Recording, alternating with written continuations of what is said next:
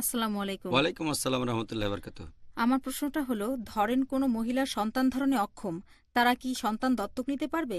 আর সেই সন্তানকে তাদের নিজেদের নাম দিতে পারবে, যদি তারা সেই শিশুর আসল বাবার নাম না জানতে পারে?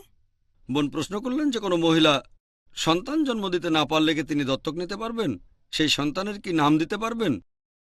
যদি সন্তান না হয়, তারা দত্তক নিতে চান, বাবা মার ভালোবাসা দিতে চান, কোনো সমস্যা নেই, তবে আইনগতভাবে পারবেন না, আইনগতভাবে নাম দিতে পারবেন না।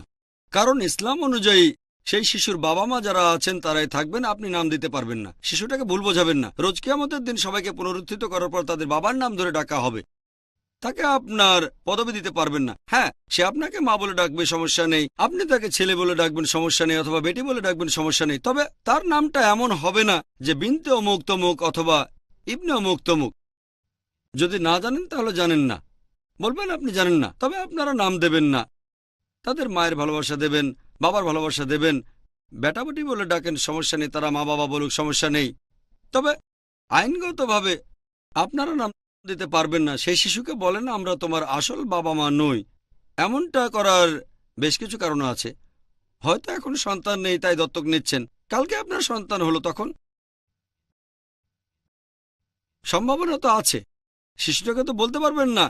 ধরেন একটা মেয়েকে দত্তক নিলেন, তারপর একটা ছেলে হলো, তারা দুজনে তো নামাহারাম, তারা ভাই বোনের মতো ব্যবহার করবে না, তাদেরকে পরে জানাতে হবে। এছাড়া ধরেন যখন আপনার বয়স হয়ে যাবে, আপনার কোনো সন্তান নেই, স্বামী মারা গেল, আপনি যে শিশুটিকে দত্তক নিয়েছেন, যে ছেলেকে দত্তক নিয়েছেন আপনার সন্তান, স্বামী মারা গেল, আপনার ছেলে থাকলে 8 ভাগের 1 ভাগ সম্পত্তি পাবেন, ছেলে না থাকলে 4 ভাগের 1 ভাগ।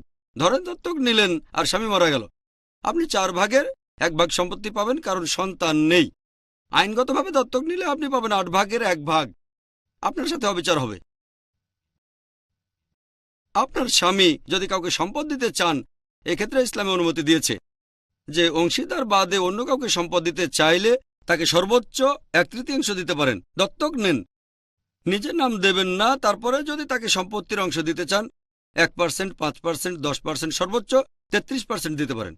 ইসলামে অনুমতি আছে। এখানে অনেক নিয়ম আছে, হিজাব মানতে হবে। যেমন কোনো মেয়েকে দত্তক নিলেন, সে বড় হলে আপনার স্বামীর সামনে হিজাব পালন করবে, এগুলো মানতে হবে। আর বলাটা খুব গুরুত্বপূর্ণ যে তুমি আসলে আমাদের সন্তান নও, তারপরও তোমাকে সন্তানের মতোই দেখি। আশা করি আপনার উত্তরটা পেয়েছেন।